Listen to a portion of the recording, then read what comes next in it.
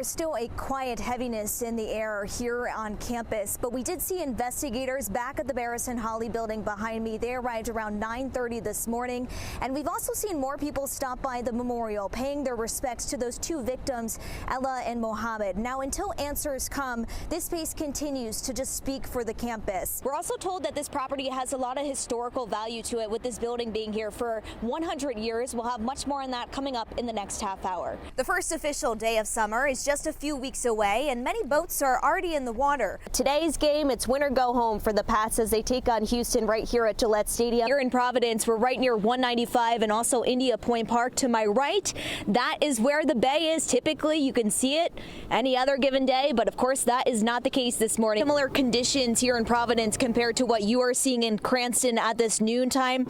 We have a lot of snowfall. I'm going to show you over here, have my photographer Justin pan to what we are looking like. These soft padded covers on the players' helmets, they're called Guardian caps, and they're designed to absorb impact and reduce the risk of head injuries. Just a heartbreaking sight to wake up to this morning, as the Matunic Oyster Bar is a staple in Rhode Island for many people that live here, as well as tourists for this time of year, just days before Memorial Day weekend. Spoke with one person here yesterday who stopped by the memorial. She had said, when you hurt one Rhode Islander, you hurt us all. So that's just a reminder of how deeply this tragedy has impacted the entire community.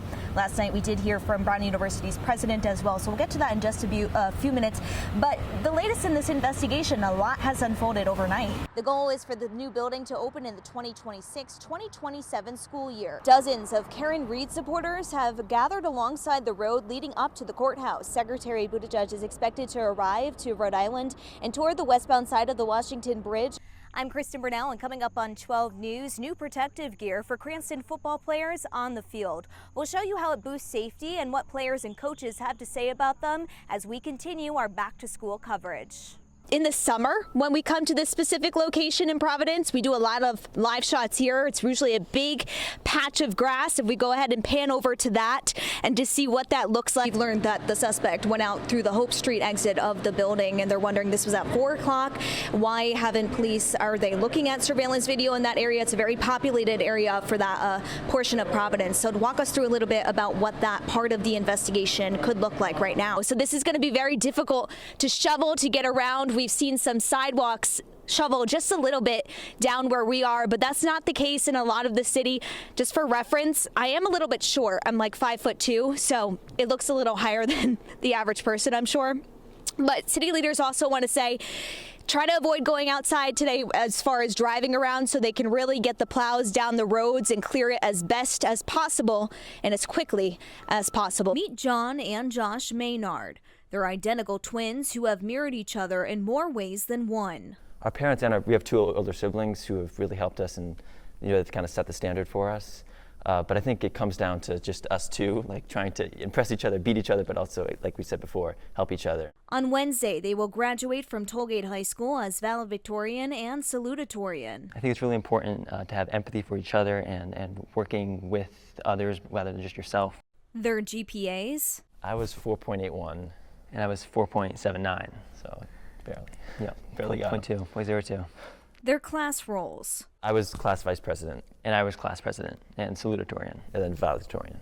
From leadership to academics to growing up, John and Josh have done it all together. We drive each other, but we also work together, whether it's homework or in sports. The twins are also champions of volunteer work in the community and have served as co-captains of the cross-country, track, and tennis teams. And that's been all our life, like growing up. Any sport you could think of, playing in the backyard, it's always been a friendly competition. The twins even got accepted into all of the same colleges, showing their similarities go beyond just the classroom. Georgetown, Dartmouth, Boston College, William & Mary, and then UVM. Now they are ready to take on a new set of challenges, but will still do so side by side as they attend Brown University this fall. And we're both majoring in political science. I've always wanted to do political science. Like, we've been holding our own mock election nights every election together.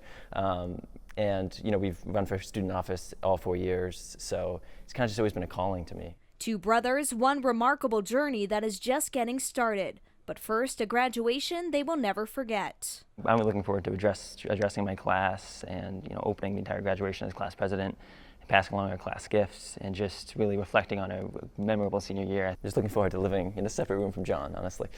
Reporting for 12 News, I'm Kristin Burnell.